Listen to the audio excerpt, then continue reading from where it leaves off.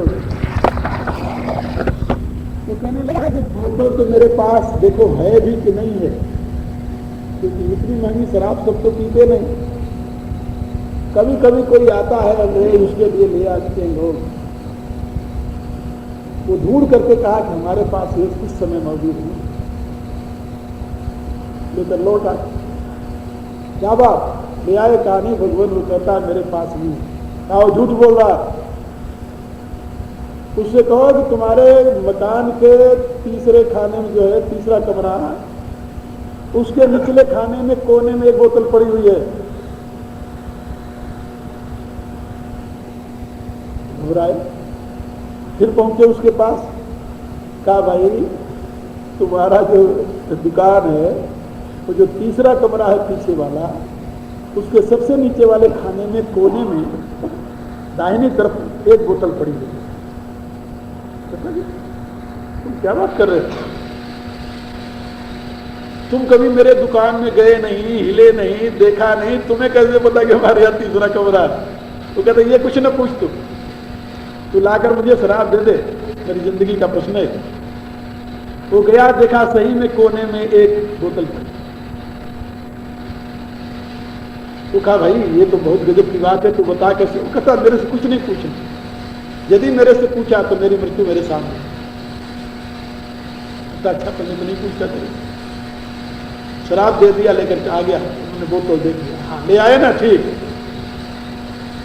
ठीक है, कल आना फिर। जा दूसरे दिन फिर पहुंचा। कहा कागज है तेरे पास? क्या है? कहा नोट कर। 52 चीजों का नाम लिखा है उन्होंने, 52 चीजें। का ये लेकर के इतनी मात्रा में कल मेरे पास आना। ठीक है, तो 52 चीजें इकट्ठा करके दूसरे दिन शाम को लेकर पहुंच गए।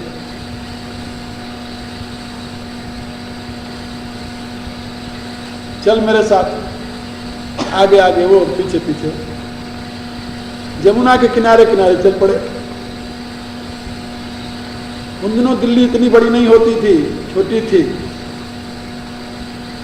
किनारे किनारे चले गए कि जमुना घाट जो आजकल है इधर, यहाँ वजीराबाद पुल है, यहाँ पास, यहाँ आए। यहाँ एक इमली का पेड़ था, उस इमली के पेड़ के नीचे खड़े हो गए। कहा चढ़ जा। पेड़ पर चढ़ना जानता है? नहीं तो कर ही नहीं सकते थे, जैसी आ गया चढ़ जा। ये तोड़ ला, इमली की डाल तोड़वाई, कितना लकड़ इकट्ठा किया, का जला इसे। जमुना किनारे वहीं बताते थे कि पूर्णिमा की रात्रि थी, चारों तरफ प्रकाश था। हमने इमली के पेड़ पर चढ़ करके वो तोड़ लिया, तोड़कर इकट्ठा किया, सारा सामान बांध करके उसमें डाल दिया। बैठे रहे वहीं दोनों।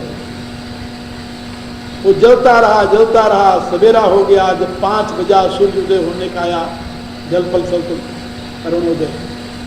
कहा देख तो क्या है वहां? कहा जब मैं गया, हाथ डाला, ऐसे देखा तो वहां इतना बड़ा डला पड़ा हुआ था गड्ढा से। कहा क्या है? भगवान कोई चीज है यहाँ। निकालो से, जमुना जी में धोला। कहा जब मैं गया जमुना जी में धोया, देखा तो सोना। कहा भगवान ने तो सोना है। कहा थोड़ा सा काट इसमें से। कहा हमने चिमटा लिया उनका, उसमें से थोड़ा सा काटा, एक टुकड़ा। ले चल चल अपन चले। लेकर के आ गए। उतना टुकड़ा कहा इसे जब बेचा बाजार में। कहा बाजार में लेकर गया, 40 रुपए में बिका। 40 रुपए। उन दिनों 10 रुपए तोला सोना बिकता था। 40 रुपए में बेच करके ले आए। कहा इसका फल खरीद, और ये जो बैठे हुए ना सबको बांट। का एक गड्डी भर करके फल खरीद कर ले आए। 40 रुपए बहुत होते थे।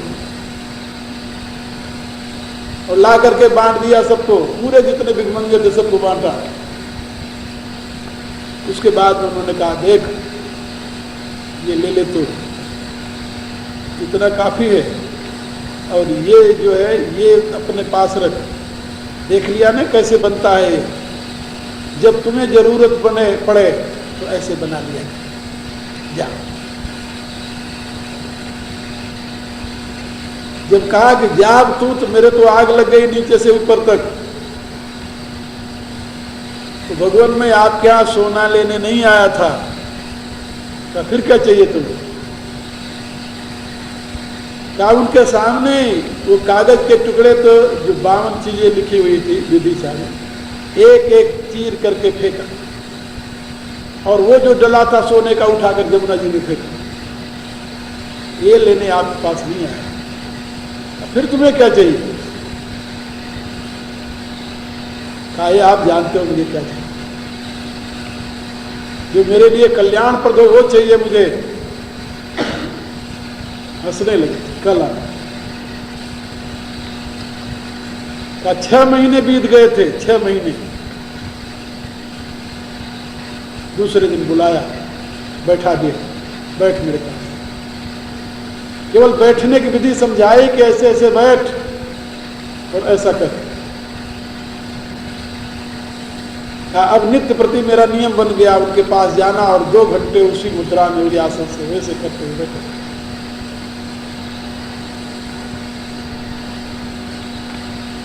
एक दिन गए तो आनी चले गए। पागलों की तरह रोता रहा, आप कहां जाए, कहां गए। रोज जाता था वहां, रोज वहीं बैठने का अभ्यास करने लगा। वो नहीं थे वहां, आंख मूंद कर बैठे रहता था। 6 महीने बाद फिर आए। एक दिन गया, देखे बैठे हुए थे, चरणों में गिर गया, रोने लगा। कहा जैसे बताया करता हूं, कैसा लगता है? कहा भगवान मैं क्या बताऊं कैसा लगता है? कहा अच्छा मैं कल जा रहा हूं और तेरे को मैं सूचना दूंगा, तू तुरंत आ जाना मेरे पास। बड़ी अच्छी बात। तो भगवान आप जा कहां रहे हैं? उन्होंने कहा जिंदगी में पहली बार कोई आदमी मेरे से पूछा है कि आप कहां जा रहे हो, कहां जा रहे हो।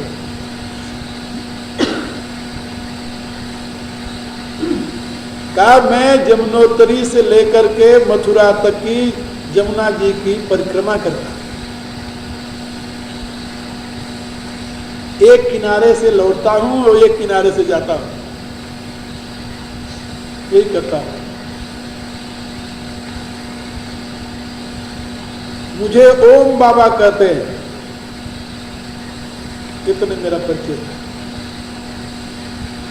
अब मेरा तुम्हारे पास जब सूचना आवे तो तुम मेरे पास चले आए, बस ये कह करके चले गए। 5वें दिन उनके पास सूचना आई, पत्र आया, प्रभु आपको याद कर रहे हैं। कहा मैं वो पत्र लेकर के उसके पास गया भगत के कि प्रभु के आदेश आया है, बुलाया है। कहा फिर चले जाओ, देरी मत करो। गया छुट्टी लेने के लिए, पा नहीं 2 दिन लग जाए, 4 दिन लग जाए, 10 दिन लग जाए। एडिटर का काम था, हेड एडिटर थे वहां पर। छुट्टी लेने गया, उसने कहा कि आप तो छुट्टी नहीं मिल सकता। फिर बहुत जरूरी काम है, ये है वो है, कह करके 4 दिन बिता दिए। कहा 5वें दिन मैं पहुंचा वहां। जब 5 कहा तुम्हारी प्रतीक्षा करते रहे वो। कल उन्होंने शरीर छोड़ा। कहा उस समय मेरे पास रोने के सिवा और कुछ नहीं था। बैठ गया वहीं, रोने लगा वहीं।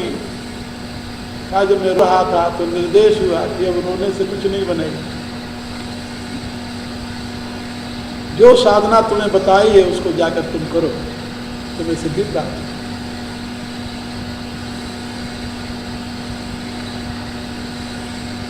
वो लड़का जिसकी कहानी सुना रहा हूं, वो बने योगीराज रामदास जी, जिनके चरणों में रह करके मैंने महायोग की शिक्षा प्राप्त की। इस युग के महायोगी थे वो। बड़े बड़े योगी उनके पास जाते थे, लेकिन उन्होंने कभी किसी से बात नहीं की, अपने पास रखना तो दूर रहा। उनका अद्भुत जीवन था, अद्भुत सामर्थ्य। स्वामी शरणानंद कहा करते थे कि इतना महायोगी है कि अपने संकल्प से चाहे तो पहाड़ को सोने का बना सकता है। ऐसे महापुरुष।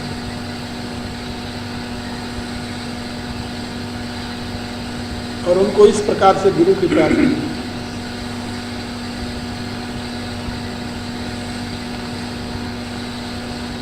तो वहीं से जहां गुरु की समाधि थी, उनकी समाधि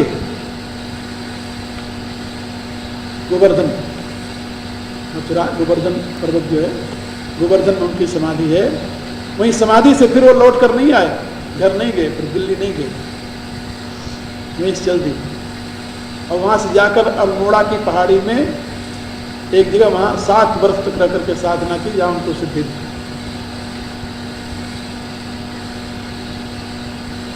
तो मैं बता रहा था कि ये जो परमात्मा की सत्ता है सर्वत्र, सबके लिए सम है वो, लेकिन ये भजंती तुमाम भक्त्या मयि तेतेश्चा, प्रकट करने वाली बात है। आप जरा कल्पना कीजिए, एक व्यक्ति 2 महीने नीम के पेड़ में टूटी बाल्टी से पानी दे रहा है, 4 महीने बिना नमूनच किए, बिना पूछे। गुरु ने कहा इसको पानी दो, दे रहा है। एक बार प्रश्न किया, भगवान ये बाल्टी टूटी हुई तो क्या हुआ?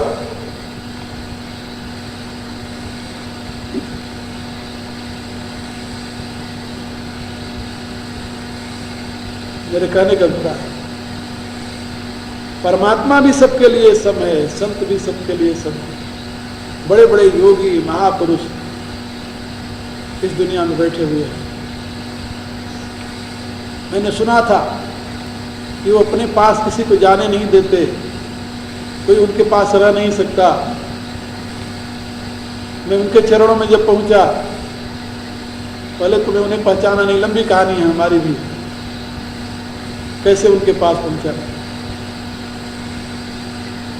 मैं कहा भगवान मैं गुफा देना चाहता हूँ, चलो मेरे साथ। कुछ और लोग थे जो श्रद्धालु थे, उनका भगवान इनके साथ में, यहाँ तुम भी चलो, कोई बात नहीं है। हंसने लगे, तेरे को भी मौका मिल गया इनके साथ जाने। गए हम लोग, गुफा के बाहर बैठ गए। फिर बात उनका भगवान, लोगों ने बताया था कि वहां कोई ज्यादा देर नहीं बैठना। कहा भगवान अब तो बहुत समय हो गया, तो क्या हुआ? उनका ये लोग जाना चाहते हैं, बहुत अच्छी बात, जाओ भाई तुम लोग। कहा भगवान मेरे लिए क्या आज्ञा है? तुम्हारे लिए? तुम कहां जाओ? हमारे लिए तो जैसे भगवान प्रसन्न हो गया। कहा भगवान मैं यहाँ आपके सानिध्य में रहने का इच्छुक हूँ। किसने कहा तुम जाओ? बैठो।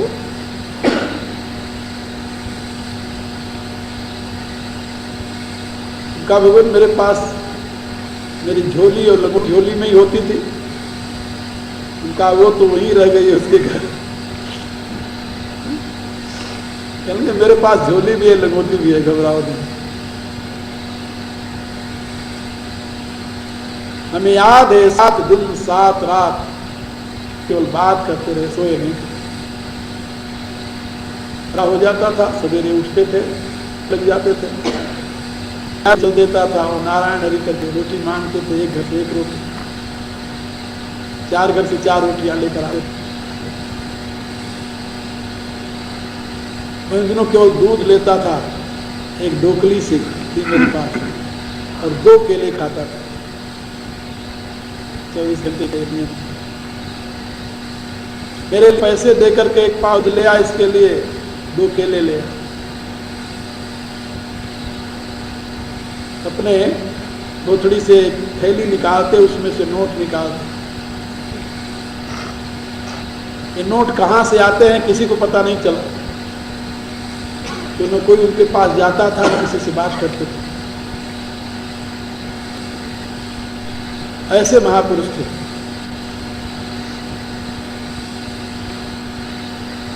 और उन्हीं कृपा प्रसाद से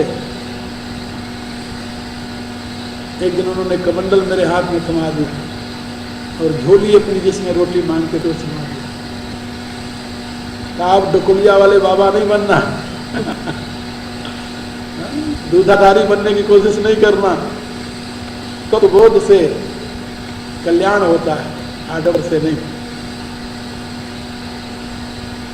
उन्होंने जो साधना की प्रक्रिया मुझे समझाई, उसमें अपनी कहानी सुनाई कि जो मुझे इतनी साधना से मिला था, आज मैं तुम्हें वो नहीं, अभी तक किसी को नहीं दिया था, और न तो भविष्य में किसी को नहीं। केवल महापुरुष की कृपा। 1958 मैं बता रहा था आप लोगों को कि भगवान समय, संत समय, लेकिन बिना संबंध के उनसे कुछ लिया नहीं जा सकता। भगवान कहते हैं कि वक्ष्यामि हित काम्या, तुम्हारे हित के लिए मैं कहने जा रहा हूं। क्यों कह रहा हूं? इसलिए कि प्रेमाण है, तुम मेरा प्रिय है, मेरे साथ तुम्हारा संबंध है, तुम्हारे न चाहने पर भी तुम्हारे हित की बात मैं कहूंगा। नीति शास्त्र का संदेश कि जिसका तुम हित चाहते हो, उसके न चाहने पर भी उसको समझाओ, उसके न पूछने पर भी उसको बताओ।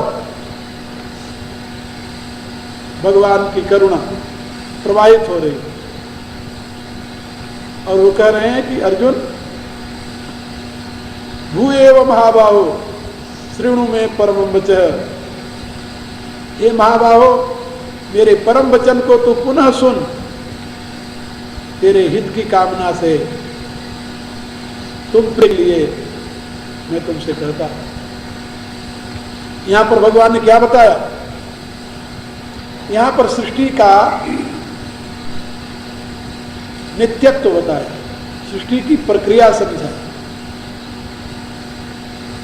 यहां पर सृष्टि भूति है, और इसमें जो विशिष्ट तत्व है वो मेरी विभूति है।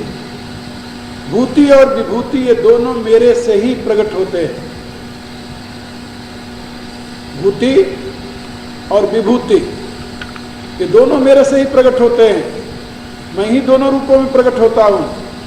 लेकिन मेरी विभूति में मेरे वैभव का प्रकाश होता है, मेरी भूति में वैभव का प्रकाश नहीं होता, उसको तलाशना पड़ता है। भूति में भी मैं हूं, लेकिन वहां खोजना पड़ेगा। विभूति में खोजने की जरूरत नहीं होती, वो प्रकाशित होती। सूर्य की किरणें मिट्टी पर भी पड़ती हैं, और उस पत्थर पर भी पड़ती हैं जहां से आग निकलने लगती है। लेकिन सूर्य की किरणों से सब जगह आग तो नहीं निकलती। एक विशेष जाति का पत्थर होता है, उसके ऊपर जब किरणें पड़ती हैं तो उसमें से आग निकलने लगती है। इसलिए उसको विभूति कहा। भगवान की भूति में भगवत भावना करना बड़ा मुश्किल है, बहुत मुश्किल है, तो तत्ववेत्ता ही कर सकता है। लेकिन विभूति में भगवत भावना करने में कोई कष्ट नहीं होता, तकलीफ नहीं होती, कोई संशय नहीं होता। विभूति में स्वतः भगवत भावना हो जाती है। और हमारे यहां तो संज्ञा दे दी गई है, तो भगवान है। तो भगवान अपनी विभूति बताने जा रहे हैं। विभूति एक देश में नहीं, एक काल में नहीं, ना ना, भूत में, भविष्य में, वर्तमान में, तीनों कालों में विभूतियां होती हैं। विभूति कोई मनुष्यों में ही हो ऐसा कोई नियम नहीं है, जो देवताओं में हो ऐसा कोई नियम नहीं है। देवताओं में विभूति है, ऋषियों में विभूति है, मुनियों में विभूति है, गंधर्वों में विभूति है, राक्षसों में विभूति है, यक्षों में विभूति है, असुरों में विभूति है, मनुष्यों में विभूति है, और मनुष्यों की तरह पशुओं में विभूति है, पक्षियों में विभूति है, यहाँ तक कि सर्पों में, नागों में भी विभूति है, यहाँ तक कि वनस्पतियों में विभूति है, यहाँ तक कि पृथ्वी में विभूति है, जलाशयों में विभूति है। सर्वत्र कोई ऐसा पदार्थ नहीं। और सबको कहते कहते आखिर में कहा कि इन पहाड़ों में भी मेरी विभूति, मेरू शिखरिणाम हम, शिखर वालों में मेरू मैं हूं, स्थावराणाम हिमालय, स्थावरों में हिमालय मैं हूं, सरसा मछली सागर, रसवालों में समुद्र में हूं, और सरिता मछली जाह्नवी, नदियों में गंगा मैं हूं, अश्वत्थ स्वर वृक्षाणाम, वृक्षों में अश्वत्थ पीपल मैं हूं। ये विभूतियां हैं प्रभु। जड़ में भी विभूति है, चेतन में भी विभूति है, पशु पक्षी, पशुओं में हम, मृगों में मृगेंद्र हैं, पशुओं में गऊ हैं, और पक्षियों में गरुण हैं, नागों में हम अनंत हैं, सपों में वासी हूं। किसी भी देश काल परिस्थिति में, किसी भी आकृति प्रकृति में परमात्मा की विभूति सर्वत्र मिलेगी। और आखिर में एक लक्षण बता दिया कि मैं तुम्हें कहाँ तक गिनाऊं, यद यद विभूति मत सत्वम श्रीमद ऊर्जितम एववा। तीन चीजें जहां तुम्हें दिखाई दें समझ लेना कि मेरी विभूति है। यद यद विभूति मत, श्रीमद और ऊर्जित, जहां शक्ति हो, जहां शोभा हो और जहां वैभव, तो समझ लेना मेरी विभूति है। वैभवशाली को देख करके मत जलो, तो परमात्मा की विभूति है। शोभावान को देखकर मत कुड़ो, परमात्मा की विभूति है। शक्तिमान को देख करके मत जलो, परमात्मा की विभूति है। देखने का अभ्यास है। इसलिए जब भगवान की विभूति में भगवान को देखोगे तो धीरे धीरे भगवान की भूति में भी भगवान दिखाई देने लगे। अभ्यास विभूति से शुरू करो और पहुंचना विराट में है, और विराट के कारण को जानना है, उससे भी परे परम ब्रह्म, परम धामम, पवित्रम परमम भगवान, इसकी व्याख्या आगे होगी। वहां तक पहुंचना है। तो भगवान कहते हैं कि मैं तुम्हें,